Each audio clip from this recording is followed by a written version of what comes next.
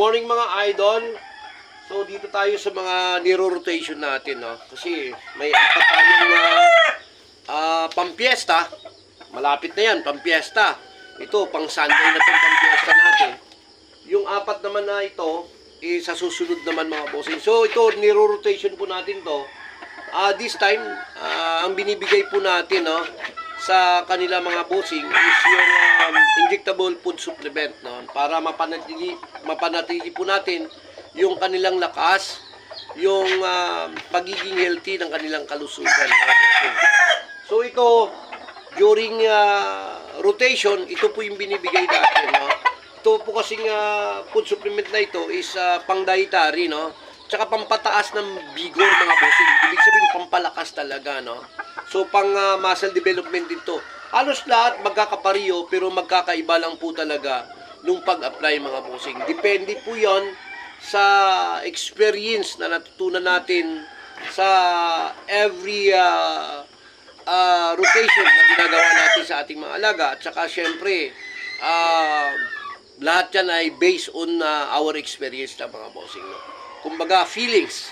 Kasi sa isang handler, kailangan may feelings siya, no? Lalo na pagka medyo mataas na antas yung sinasalihan natin mga boss. So dito magbibigay muna tayo dito sa ating apat na to ng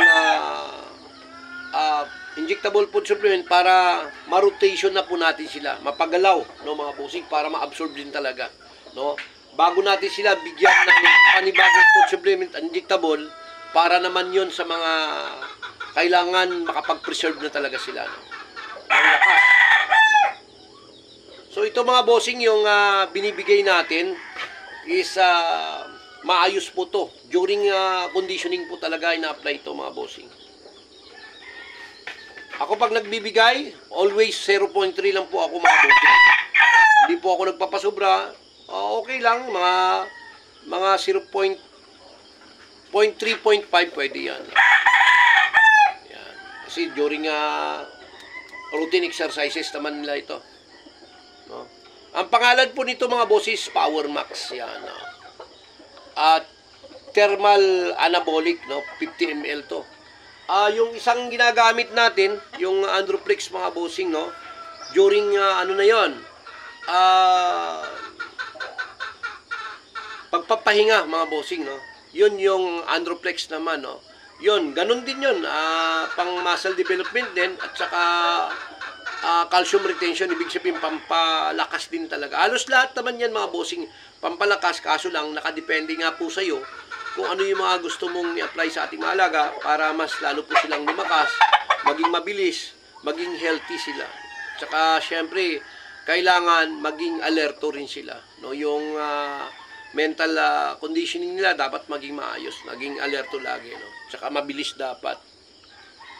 So mag-apply muna tayo mga boss.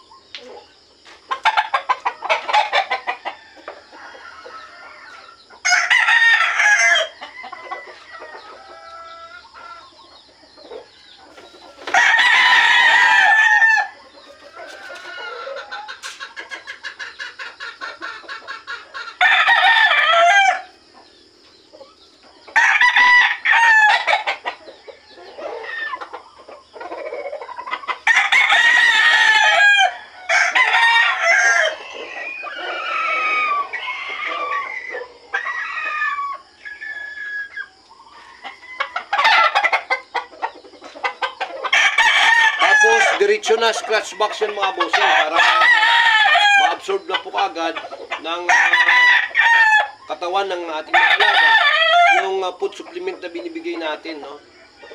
Yan. Magamit po talaga nila, hindi masayang mga bossing. Yan, habang ito sa scratch box naman natin, yan ay ilalabas natin kaya maglalagay naman tayo sa cording mamaya mga bossing.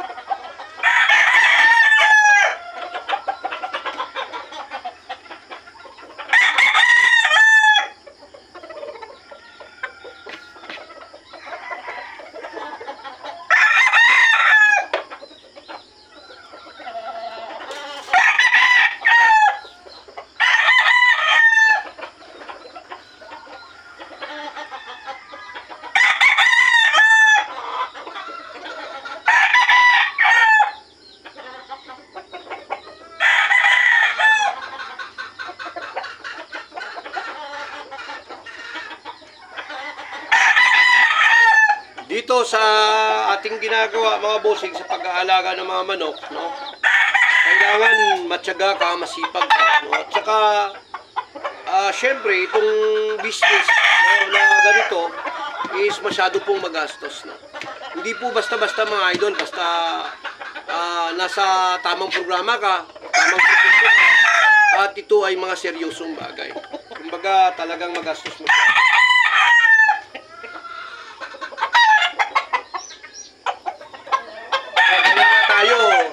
Nagpuproduce, nagpapalay para paramihin ito kasi syempre wala namang problema sa mga amo tayo mga boss na handa pong